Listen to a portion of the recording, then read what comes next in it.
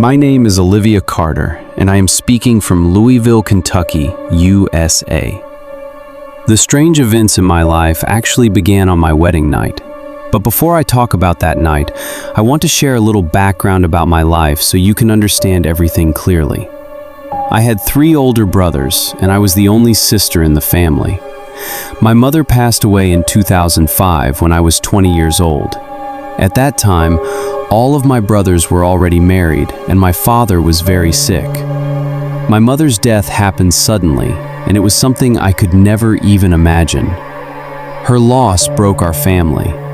There was a 10-year age gap between me and my youngest brother. My other 2 brothers were even older, about 14 and 15 years older than me.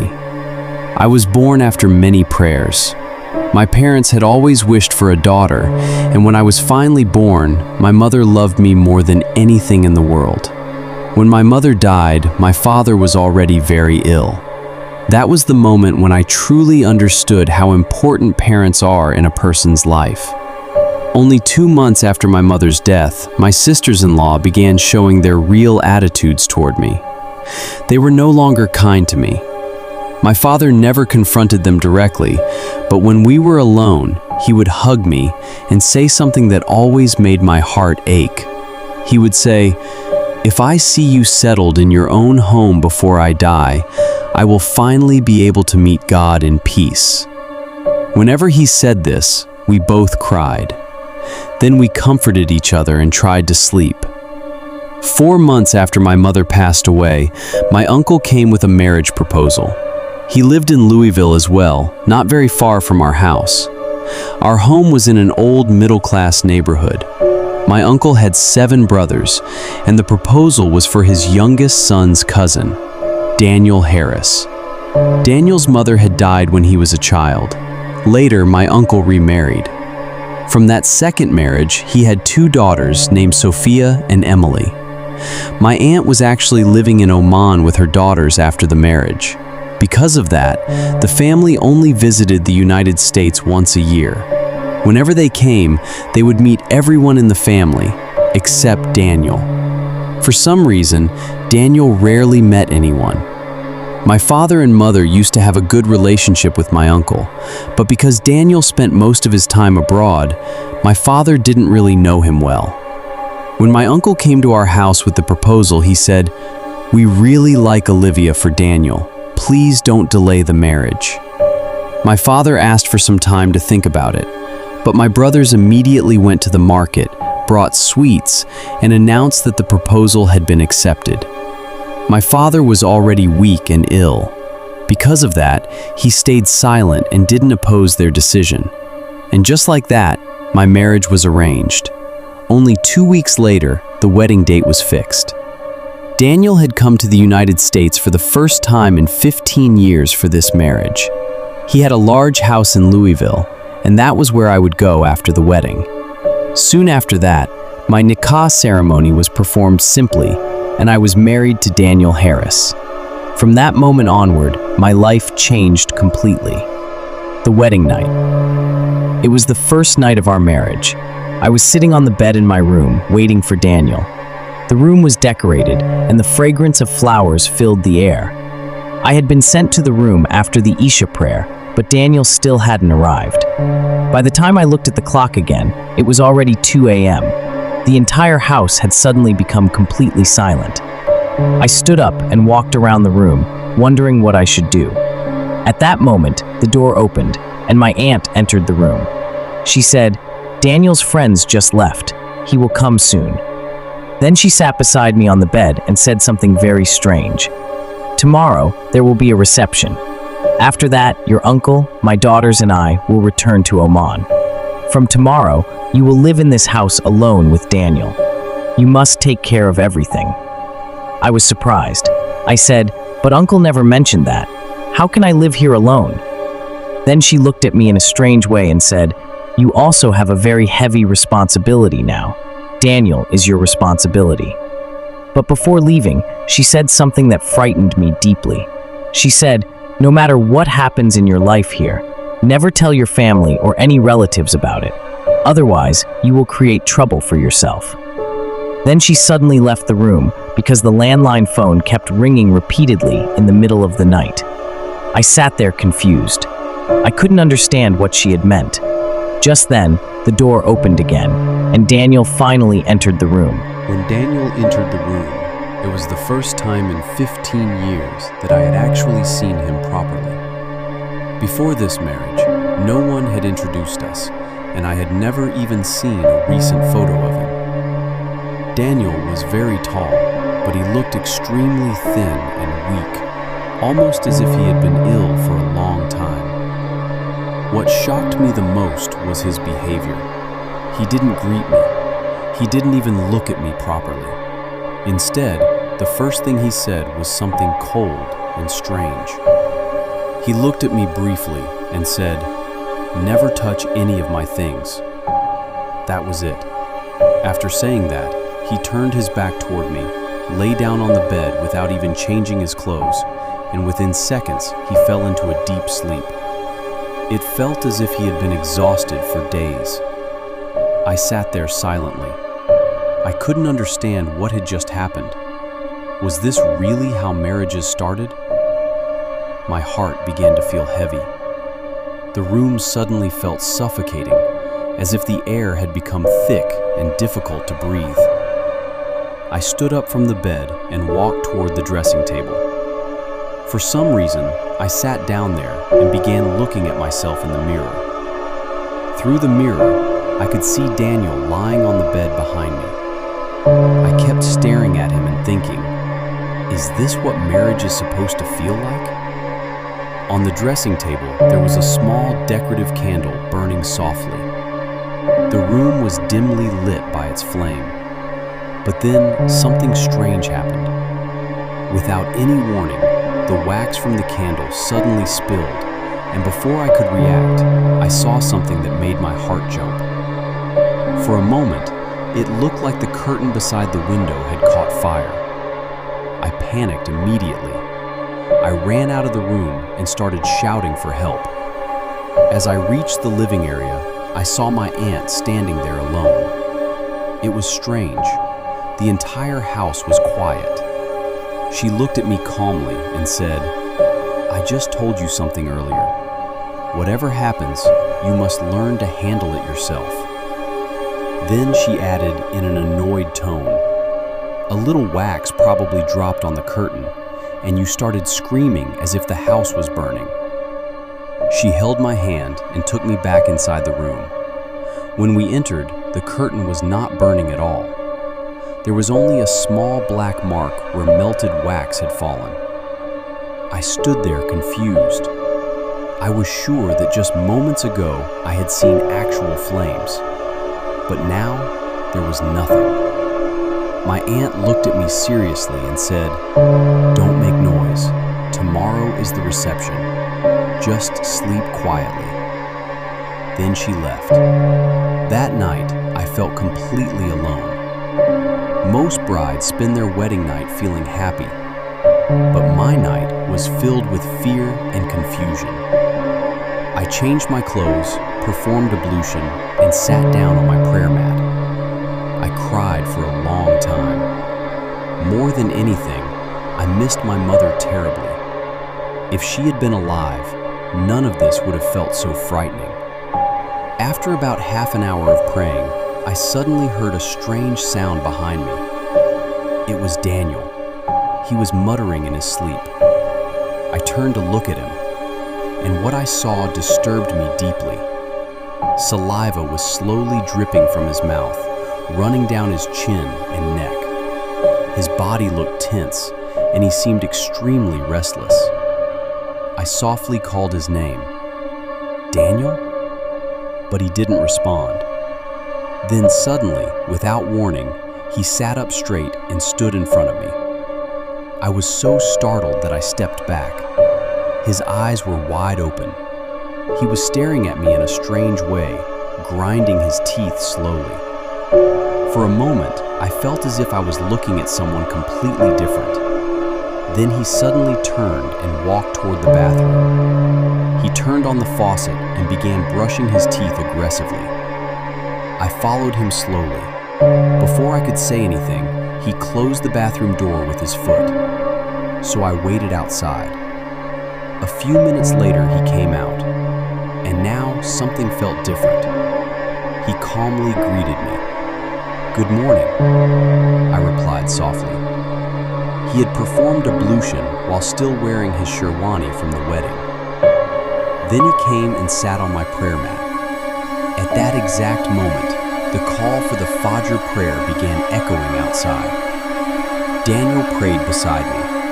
When the prayer ended, he looked at me and said something quietly. "Olivia, always stay with me. Never leave me." Then he lay down again on the bed. By that time, morning was already approaching. I was completely exhausted. Eventually, I fell asleep as well. The next morning, when I woke up, someone was knocking on the door. It was 8 o'clock in the morning. Our wedding had been extremely simple. Even the reception was planned with very few guests. When I opened the door, a woman named Abida, who worked in the house, was standing there. She said, "Ma'am, please wake up. Your family might arrive with breakfast soon." I asked her where everyone else in the house was. She replied, "Your uncle is still sleeping.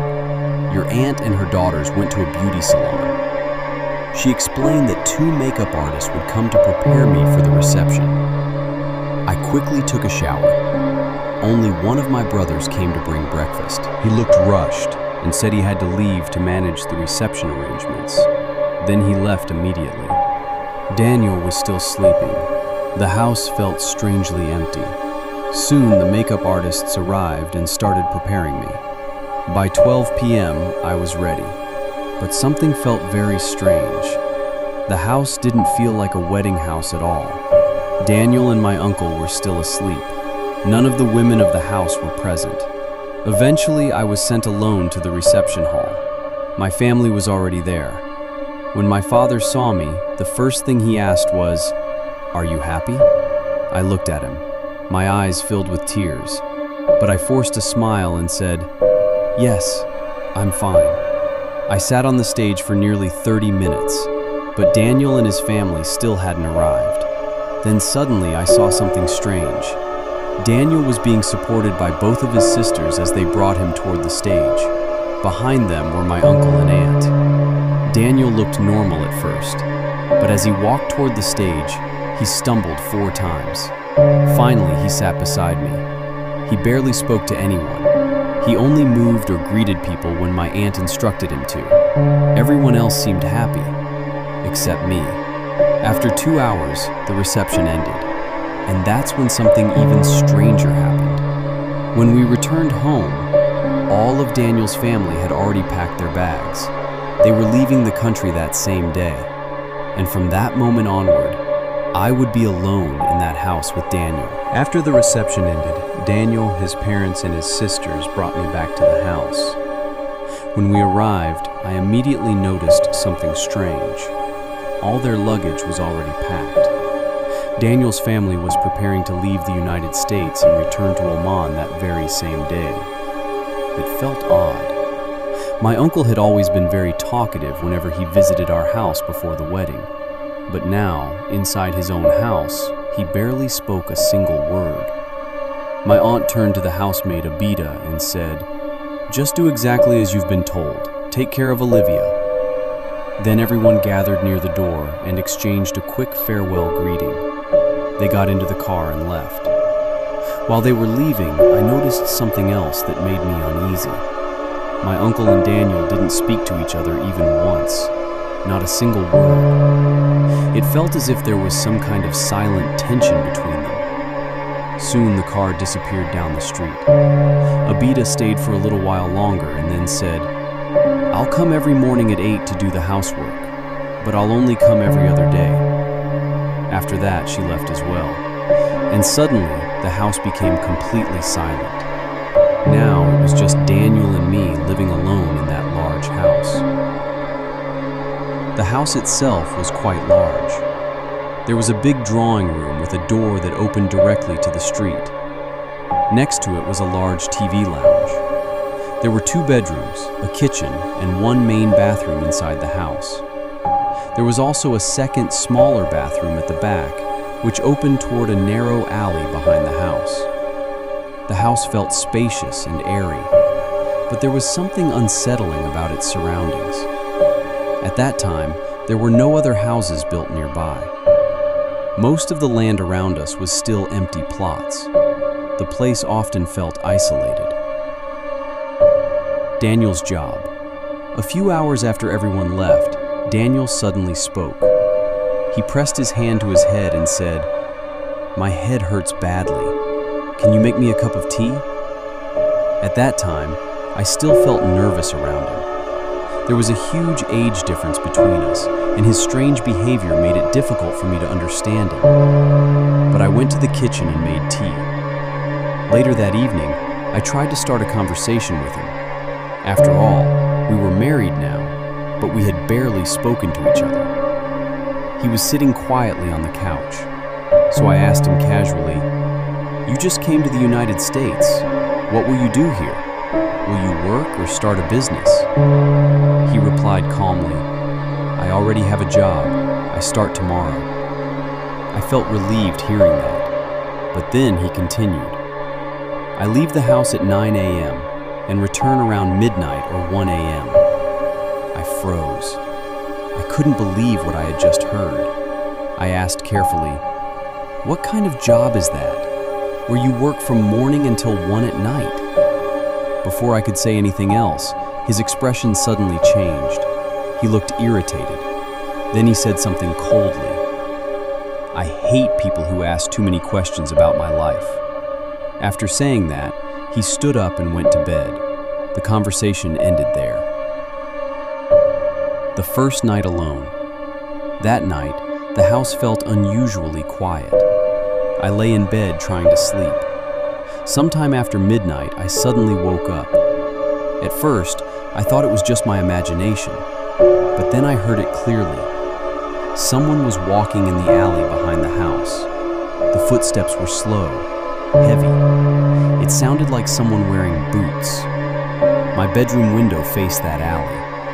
There was also another door in my room that opened toward the same side, but it was locked and covered with curtains. For a few minutes, I tried to convince myself it was nothing, maybe just my imagination, but the sound continued. Slow footsteps, walking back and forth. It lasted for about 7 minutes. By then, my fear had turned into certainty. Someone was definitely outside. I turned toward Daniel. He was sleeping deeply. I tried shaking him, but he didn't react at all. It was as if he was completely unconscious. Eventually, the footsteps stopped. That night, I somehow forced myself to fall asleep again. The next morning. In the morning, I told Daniel about the footsteps. He looked annoyed. Then he said, "If you start imagining things like that, you won't be able to live alone in this house." That was all he said. He didn't even bother checking outside. His reaction made me feel even more uneasy. A strange pattern begins. After that night, a strange pattern slowly began forming inside the house. Every day before the Fajr prayer, I would notice the same disturbing thing. Daniel would be sleeping, and saliva would slowly drip from his mouth onto his neck, exactly the same way I had seen on the wedding night. Sometimes his body twitched slightly as well. I didn't know what it meant. Around the same time, something else started happening in the house. Just before sunset, a very specific fragrance would fill the entire place. It was a strong scent, not unpleasant, but strangely unnatural. And every time that fragrance appeared, the air in the house felt heavy and suffocating. The house changes. One day I visited my father. He had been calling me every day on the landline just to ask how I was doing. When I reached home again later that day with Daniel, I noticed something disturbing. The house looked slightly different. Some objects had clearly been moved. In the TV lounge, a broom was lying on the floor as if someone had thrown it there. In the drawing room, there was a decorative painting hanging on the wall. But now, the painting had been turned upside down. No one else had been in the house, and neither Daniel nor I had touched it. Then I checked the refrigerator. Its power switch had been turned off. Luckily, it was winter, otherwise all the food inside would have spoiled. I stood there trying to understand what was happening, but I had no answers. By the time our marriage reached the second month, I had slowly started adjusting to the strange environment of that house. Even though many things felt unnatural, I had begun forcing myself to accept them as part of daily life. But then one evening, something happened that made my fear return even stronger. Daniel had not come home yet. It was already evening, and I was sitting on the bed in our room, arranging his clothes inside the wardrobe. While I was folding one of his shirts, I suddenly felt something unusual. It felt as if someone was standing nearby. I slowly turned my head, and for a brief moment, I clearly saw a dark figure standing near the bathroom door. It looked like a black shadow shaped like a person. I froze. My heart started beating rapidly. But when I blinked and looked again, nothing was there. The doorway was completely empty. I tried convincing myself that maybe my mind was playing tricks on me. But then I noticed something else. The key hanging on the bathroom door handle was moving. It was swinging slightly from side to side, as if someone had just touched it. It was winter. The fan wasn't running. There was no wind. Yet the key kept moving slowly. At that moment, I realized something. There was definitely something wrong in that house. Olivia's decision. I didn't know what else to do, so I started reciting Ayatul Kursi quietly. Then suddenly an idea came into my mind. Out of fear and desperation, I said something aloud. I am already very lonely in this house. Whoever or whatever you are, please don't disturb me. I will not disturb you either. The room remained silent. Nothing happened. But that night, the fear stayed with me. Daniel's distance. By that time, 3 months had passed since our marriage, and something else had become painfully clear. Daniel and I were still completely distant from each other. Even after 3 months, our relationship had not moved forward in the way a normal marriage does. He barely spoke to me. Most nights he returned home very late, ate quietly, and then went to sleep. Sometimes he didn't even eat. It felt as if he was living in a completely different world. The first dream. Around that time, something even stranger began happening. The dreams started. And those dreams felt so real that sometimes I couldn't tell whether I was dreaming or awake. One night, Daniel had come home late again and fallen asleep immediately. I slept beside him. During the night, I suddenly found myself inside a dream. In the dream, I was standing in the drawing room of our house, and there, sitting quietly on one of the chairs, was an extremely old man. He looked unbelievably old. His face was wrinkled and pale. It felt as if he might be more than 100 years old. He slowly stood up from the chair. Then he started walking toward my bedroom. I followed him. Inside the room, Daniel was sleeping on the bed. The old man walked toward him and stood beside him. And then something horrifying happened. Daniel's hands began twisting unnaturally. They bent inward in a way that didn't look normal. The old man stood there silently watching him. Then suddenly, the old man's body began to grow taller. His height kept increasing slowly. I was so terrified that I woke up immediately. The reality. But when my eyes opened, my fear doubled, because what I had just seen in the dream was happening in real life. Daniel's hands were actually bending and twisting as if his body was paralyzed. His eyes were closed, and his body looked stiff. He seemed trapped in sleep paralysis. I shook him urgently until he woke up. As soon as he regained consciousness, he looked extremely frightened. Sweat covered his entire body, even though it was winter. He said something that sent chills down my spine. There was something sitting on my chest, something heavy.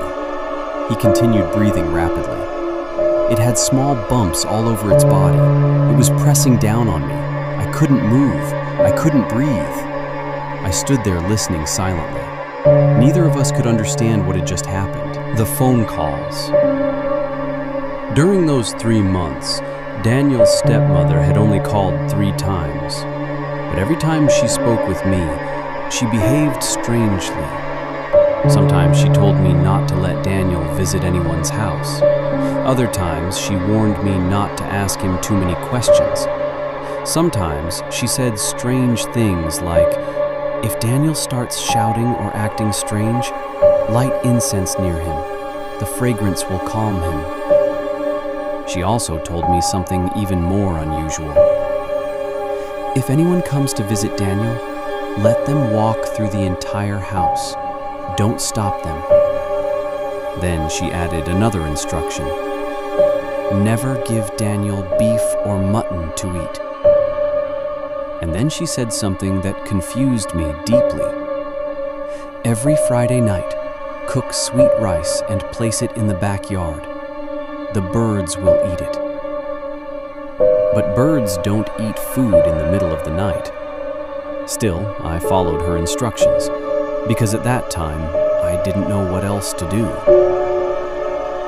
The sweet rice mystery. Every Friday night, I prepared a plate of sweet rice and placed it in the back area behind the house. And every Saturday morning, the plate was completely empty. Not a single grain of rice remained. It looked as if someone had licked the plate clean. But there were no birds there at night, and there were no animals either. Yet every week, the rice disappeared. A new fear begins. Slowly, the house began feeling more disturbing with each passing day. Clothes hanging on the laundry line would sometimes fall onto the ground without any reason. Sometimes the rope itself would break, and the strange dreams continued. Until one night, I saw something in a dream that terrified me even more than before. A woman with extremely long hair standing beside Daniel while he slept. And in the same dream, the old man from before returned again. The strange dreams continued. At first I thought they were just nightmares, caused by fear and loneliness. But slowly I began realizing something terrifying. My dreams were connected to reality. What I saw in dreams often happened exactly the same way in real life. One night I saw another disturbing dream. In the dream, Daniel was lying on the bed again, unable to move. His body was frozen in sleep paralysis. Standing beside him was a tall, shadowy woman with extremely long hair. Her hair covered most of her face. She was just standing there, silently watching him. She didn't move. She didn't speak. She only stood there like a dark presence. In the same dream, I suddenly noticed something else. The old man from my previous dream was sitting in our drawing room again. He was sitting quietly on one of the dining chairs. After a few seconds, he stood up and walked toward the bedroom. As soon as he entered the room and saw the shadowy woman standing beside Daniel, the woman suddenly ran away. She vanished instantly. That was the moment my dream ended. The same scene in reality. When my eyes opened, my heart started pounding, because once again, the same thing was happening in real life. Daniel was lying beside me, trapped in sleep paralysis. His body was stiff, and he was struggling to breathe. I quickly shook him until he woke up. When he regained consciousness, he looked terrified. For the first time in 4 months of marriage, he spoke honestly about what he had seen. He said in a frightened voice, "I just saw a woman standing beside me, pressing her weight onto my body." Then he added, "If you hadn't woken me up, I don't know what would have happened." Daniel's strange behavior. After that incident, Daniel began acting strangely again. His eyes started moving rapidly from side to side, almost as if he was following something invisible in the room. He didn't respond to anything I said. His face looked pale and unnatural. That was when I remembered something his stepmother had told me. She had said there was a special perfume stored somewhere in the house. She told me to apply it to Daniel whenever his condition became strange. So I ran toward the storage room. After searching for a moment, I found the bottle. The moment I opened it, an extremely strong fragrance filled the air. It was so intense that it almost made my head spin. But I did what I had been told. I applied the perfume to Daniel, and something shocking happened. Within seconds, he became completely calm. It was as if nothing had happened. He stood up quietly and walked upstairs, the mysterious upper floor. That was the first time I noticed something unusual. Daniel went to the upper floor of the house. I had rarely seen him go there before. He stayed upstairs for several hours. Later, when he finally came down, he went straight to perform ablution. Then he prayed the Fajr prayer. While he was praying, I quietly listened to his supplication, and what I heard made my heart sink. He was crying softly while making dua. He was saying, "God, please free me from this suffering I've been trapped in since childhood." Those words confused me deeply. What suffering was he talking about? The mysterious visitor. A few days later, something even stranger happened. Someone rang the doorbell. That day, Daniel was home. He opened the door. A man entered the house. The moment I saw him, I felt uncomfortable. He looked very unusual. He was wearing black traditional clothing. He had a cigarette in his hand, and around his neck hung a strange string of beads. He sat in the drawing room and started asking Daniel strange questions. Then he said something unexpected. "Bring me a white cloth." Daniel asked me to bring it, so I went and brought a clean white cloth. The man spread the cloth on the floor in front of him. Then he started reciting something under his breath. It didn't sound like prayers. His voice sounded harsh and unfamiliar. Suddenly, I saw something shocking. Small drops of blood appeared on the white cloth. I couldn't understand where they had come from. After finishing whatever he was doing, the man stood up and said, "I want to walk through the entire house." Daniel allowed him to. He walked slowly through every room. When he reached the doorway where I was standing, he looked at me in a very disturbing way. His gaze felt extremely inappropriate. Then suddenly, he turned around and returned to the drawing room. He sat down again and said to Daniel, "Tell her to sit in front of me. Whatever is attached to her will appear." That was enough for me. I ran back into the bedroom immediately. A few minutes later, the man left the house. But before leaving, he did something very strange. Outside the main gate, he tied 5 pieces of thread with nails attached to them. Then he said something mysterious to Daniel. "Now whatever comes toward this house will be destroyed when it touches these." It was clear he wasn't talking about humans. The terrifying night. That night, I was extremely frightened. I performed ablution and sat on my prayer mat. I began reciting La hawla wa la quwwata illa billah and Durood Sharif repeatedly. Eventually, while praying with the prayer beads in my hand, I fell asleep on the prayer mat.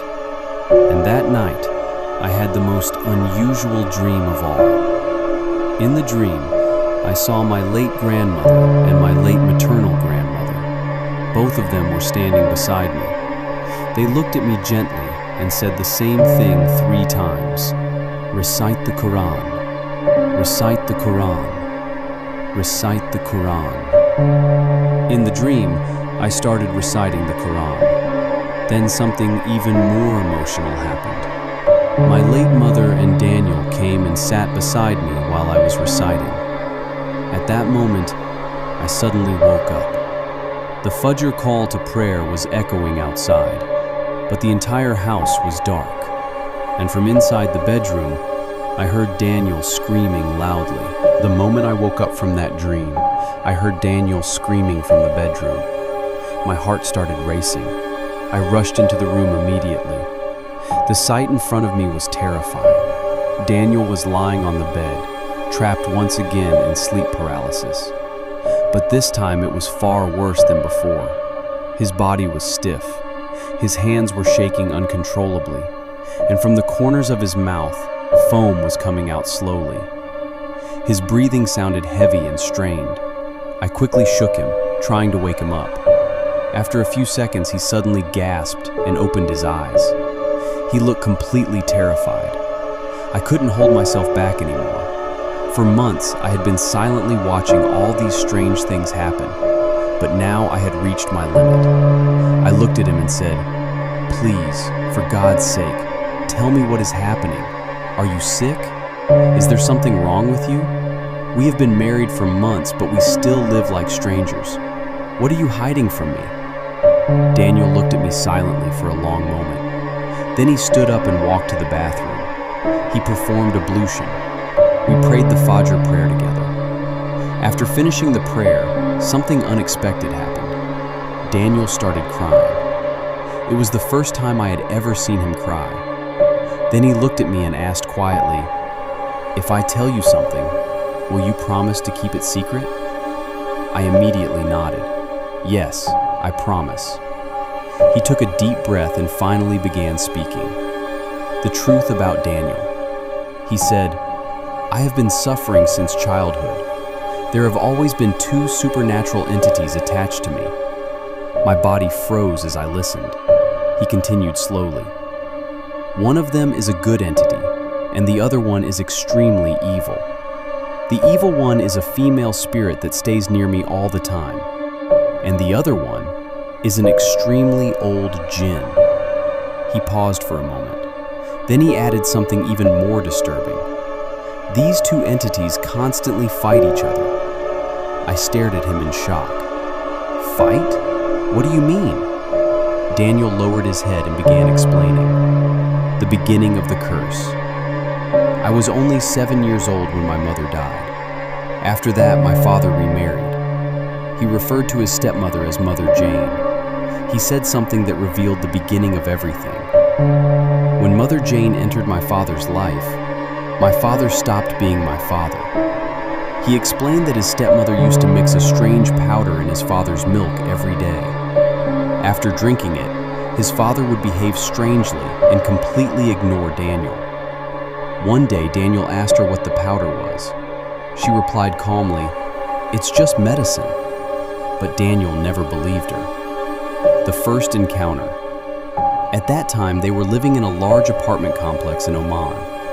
One night, Daniel woke up late. He went toward the window and looked outside. What he saw that night changed his life forever.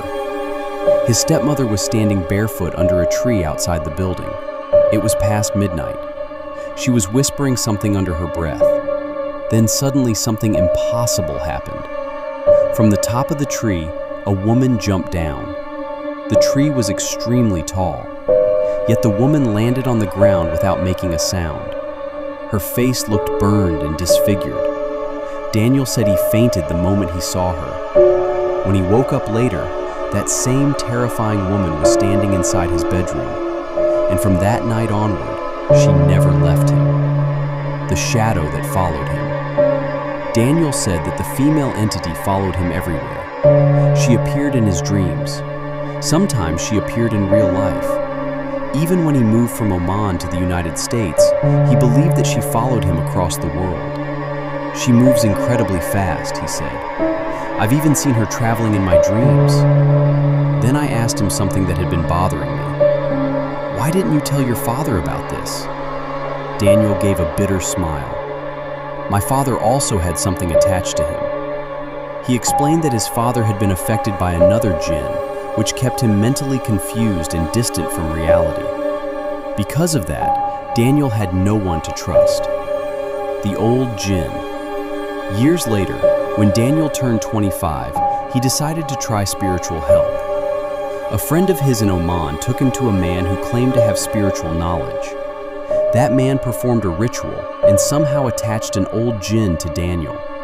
The purpose was simple: The old jinn was supposed to protect Daniel from the evil female entity. And according to Daniel, it had been happening exactly like that. For the past 15 years, those two supernatural beings had been fighting each other constantly. Whenever the battle happened, Daniel would experience sleep paralysis.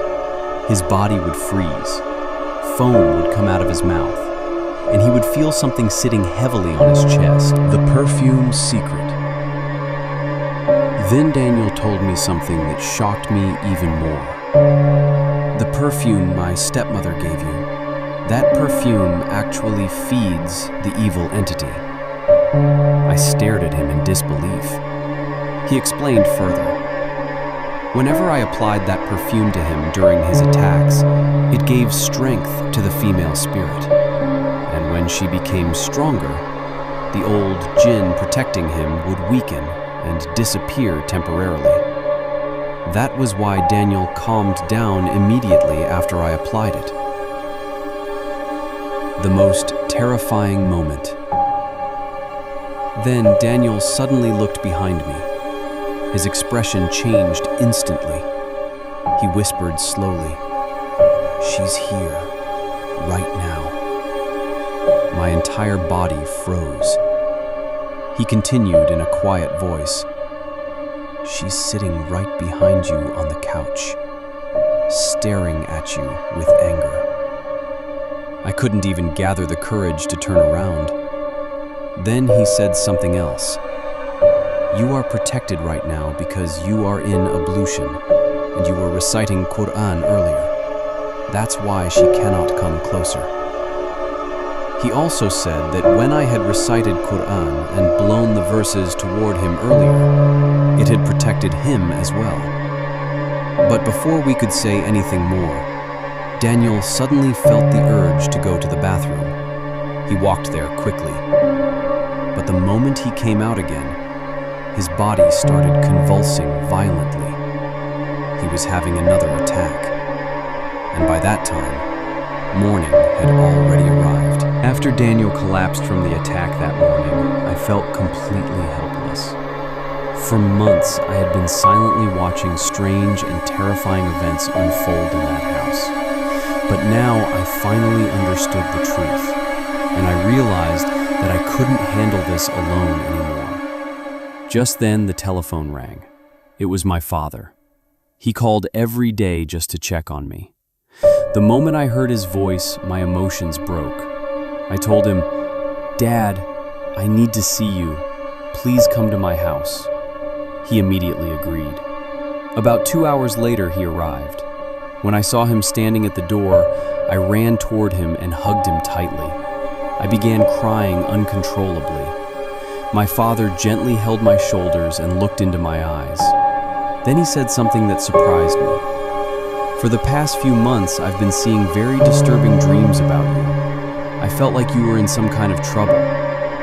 The moment he said that, I couldn't hide anything anymore. I told him everything, from the strange events in the house, to Daniel's sleep paralysis, to the female entity and the old jinn that was fighting it. My father listened quietly without interrupting. When I finished, he took a deep breath and said, "I will ask someone knowledgeable about this, but we must keep this matter secret." Then he left the house. The imam arrives. Later that same evening, my father returned, but this time he was not alone. With him was an elderly imam known for spiritual knowledge. The imam entered the house calmly. My father had already explained a little about the situation to him, but the moment the imam stepped inside, he looked around the house carefully. Then he said something shocking. "Bring me the perfume that strengthens the female entity. I must take it away from this house immediately." I quickly went to the storage room and brought the bottle. The imam took it and placed it inside his bag. Then he said, "Bring Daniel here." Daniel came and sat in front of him. The imam began reciting verses from the Quran and blew the recitation over Daniel. After a few minutes, he said something serious. "If you allow it, I will need to perform spiritual treatment in the upper floor of this house. That is where the entity stays." Daniel agreed. My father also gave permission, but I felt extremely nervous. The 13 days. The imam told us that the treatment would last 13 days. During that time, Daniel would stay with him on the upper floor every night. I had no idea what exactly they were doing up there. Only my father knew. But he avoided telling me too many details so that I wouldn't become more frightened. However, strange things began happening in the house during those days. At night, I started hearing heavy footsteps upstairs. The same kind of footsteps I had once heard in the alley behind the house. But now they were coming from above my head. Sometimes I also heard loud banging sounds. The door of the back bathroom would slam violently several times a day. The imam told my father that during these 13 days, we must also give charity in the form of goats every day. My father followed his instructions exactly. For 13 days, he arranged for one goat to be donated daily. The nightmares. During those days, my nightmares became even worse. I kept seeing disturbing dreams of shadows and dark figures. My father stayed with me in the house the entire time so that I wouldn't feel alone. Every night, the imam would begin his spiritual recitation from tahajjud prayer until fajr. Sometimes the sounds upstairs were so intense that I couldn't sleep at all. It felt as if something heavy was moving across the floor. The final day. Finally, the 13th day arrived. That morning, the imam told my father something unusual. For the next 2 or 3 hours, you and your daughter must leave the house. My father didn't ask questions. We both stepped outside.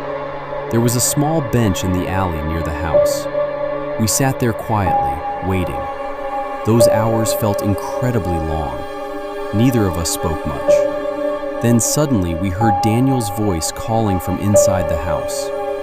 "Olivia, you can come inside now." My father and I entered the house together. The moment I stepped inside, I immediately noticed something different. The house felt lighter. The heavy atmosphere that had always been there was gone. Everything felt calm, peaceful. Inside the house, Daniel was performing ablution. The imam was speaking quietly with my father. After finishing the prayer, Daniel came and sat with us. The imam finally explained everything. The result of the spiritual treatment. He said, "The spiritual treatment is complete. The female entity has left this house and will not return." Hearing those words felt like a huge weight had been lifted from my heart. But then the imam continued. "There is still one problem. The old jinn refuses to leave Daniel." He explained that the old jinn insisted on staying with Daniel because he had been protecting him for many years. The imam told us something important. Even good jinn should not remain attached to humans. Eventually, they always cause harm. However, the old jinn agreed to one condition. He would not stay with Daniel permanently anymore, but he might visit him occasionally. The imam then gave us one final piece of advice. For your safety, it would be better if you eventually leave this house. After the imam finished explaining the result of the spiritual treatment, my father asked him an important question. Where did all of this begin? The imam explained something that slowly revealed the truth behind everything. According to him, the real cause of all the suffering was Daniel's stepmother. For years, she had been practicing black magic. Her goal was simple. She wanted complete control over the family and their property. To achieve that, she had slowly manipulated everyone around her. The strange powder that Daniel had seen her mixing in his father's milk was not medicine. It was part of the black magic rituals she had been performing. Because of that, Daniel's father gradually lost his clarity of mind and became distant from his own son. The imam also explained that the female entity that had followed Daniel since childhood was likely summoned through those rituals. Daniel had become a victim of something he never even understood as a child. For many years, Daniel had been kept away from the rest of the family. That was the reason his marriage had never happened earlier. His stepmother wanted to maintain control over everything. But when she realized she couldn't control him forever, she agreed to the marriage while secretly hoping the situation would continue. The imam warned us about something else as well. He said Daniel's stepmother had also learned these practices from her own mother, who had taught her black magic. Later, she even tried teaching these practices to her daughters as well. That was why the family environment had become so dark and complicated. What happened after? 2 years later, Daniel's father passed away. After his death, the property issues became even more intense. But Daniel made a surprising decision. He gave up all the property rights that belonged to him. He handed everything over to his stepmother and completely cut off contact with her. He didn't want anything that was connected to that dark past. Eventually, the truth about the family slowly started coming out. Daniel's stepsisters, Sophia and Emily, both got married later. But their marriages didn't last. Both of them ended up getting divorced. They became involved in legal battles with each other over property. Neither of them had any children. The once powerful family slowly fell apart because of their own greed. Then, something very strange happened. Last year, Daniel's stepmother died in a mysterious way. She was found dead on the bathroom floor inside her house. The door had been locked from the inside. When people finally broke the door open, they discovered her body lying on the floor. There was blood coming from her nose and ears. The official report suggested that she had died from pressure around her throat, as if someone had strangled her. But there was no one inside the bathroom, and the door had been locked from the inside. To this day, no one knows exactly what happened that night. After everything that happened, Daniel and I decided to move forward with our lives. Slowly, peace returned. Today, we live a quiet and happy life together. By the grace of God, we have 5 children. Our home is filled with laughter and normal family life. But those early months of my marriage were the most terrifying period of my entire life. Something I will never be able to forget. Final message. If there is one thing I learned from all of this, it is this. Black magic never brings happiness or peace. It only destroys the lives of everyone involved. Its ending is always dark and tragic. This was the story of Olivia Carter from Louisville, Kentucky. Thank you for listening.